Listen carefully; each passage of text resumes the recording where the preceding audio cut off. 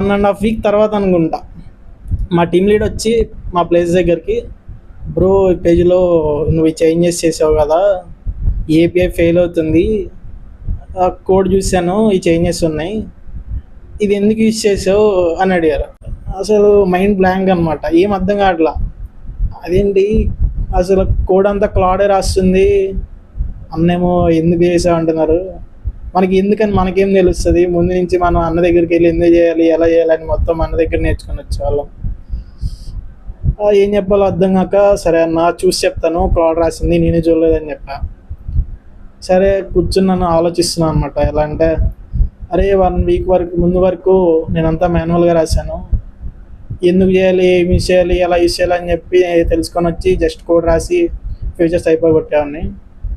కానీ ఇప్పుడు నా ఫ్యూచర్లో యూస్ చేసిన కాన్సెప్ట్స్ అన్నీ ఎందుకని అడుగుతున్నారు, నాకు తెలియవు కదా, ఏం చెప్పాలి ఇప్పుడు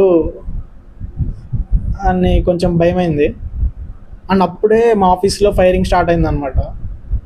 ఓకే, ఇంక అర్థమైంది, కోడ్ రాస్తే చాలు అనుకునేటోళ్ళని ఏ రీప్లేస్ చేసింది కాబట్టి ఇంకా పీగేస్తున్నారని అర్థమైంది.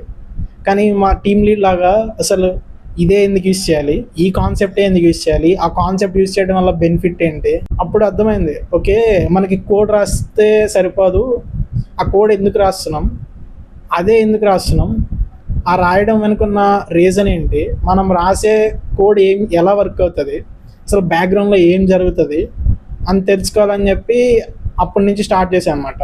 కొన్ని కాన్సెప్ట్ చూసినాక, అరే ఇంతకు ముందు కూడా మనం ఈ కాన్సెప్ట్ నేర్చుకున్నాం కదా, కానీ మనకి ఇప్పుడు అర్థమైనంత అంతకుముందు ఎందుకు అర్థం కాలేదు అని ఒక రియలైజేషన్ వచ్చింది.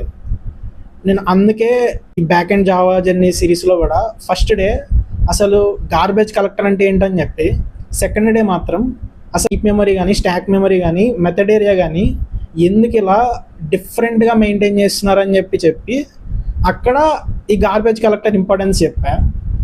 సో మన వచ్చే కంటెంట్ కూడా ఇలానే ఉంటుంది. నేను అంటే ఏంటి అని చెప్పాను, అది ఎందుకు యూస్ చేస్తారు, అది యూస్ చేయడం వల్ల మనకు బెనిఫిట్ ఏంటి, అండ్ మనం యూస్ చేసేది కనిపెట్టినప్పుడు వాళ్ళకు కూడా ఏదో ఇష్యూ వస్తేనే, లేకపోతే ఏదో ప్రాబ్లం వల్లే కదా కనిపెట్టేది, ఆ ఇష్యూ ఏంటి ఆ ప్రాబ్లం ఏంటని కూడా నెక్స్ట్ వీడియోస్ నుంచి నేను ఇలా కదా నేర్చుకోవాలి, కాదు ఎలానే నేర్చుకోవాలనుకునే వాళ్ళు ప్లీజ్ ఫాలో అండ్ సబ్స్క్రైబ్. ఈ సోది మనకి ఎందుకు అనుకునే వాళ్ళు ఒక కామెంట్ వేసుకోండి, మీ పాయింట్ ఆఫ్ వ్యూలో కూడా ఆలోచిస్తా. అప్పుడే కదా సాఫ్ట్వేర్ డెవలపర్ కాకుండా సాఫ్ట్వేర్ ఇంజనీర్ అయ్యేది.